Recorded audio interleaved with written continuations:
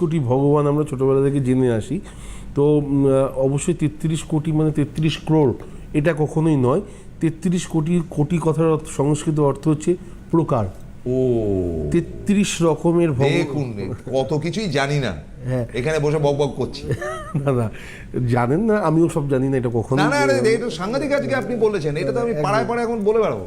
33 কোটি মানে হচ্ছে কি 33 ক্রোড় ক্রোড় নয়, না 33 রকম মানে অনেক জাতি আছেন যারা হয়তো হিন্দু জাতিকে নিয়ে অনেক সময় রসিকতা করেন, তো 33 কোটি ভগবান, তারাও হয়তো জানেন না 33 কোটি মানে হচ্ছে 33 রকম মানে প্রকার, 33 প্রকারের ভগবান আছে।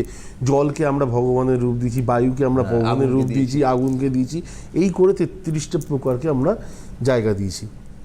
তো এটা হলো ফার্স্ট। চমৎকার চমৎকার।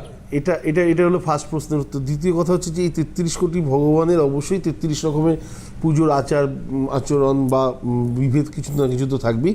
প্রত্যেকটা জায়গায় একই রকমভাবে পুজোর রীতিনীতি হতে পারে না।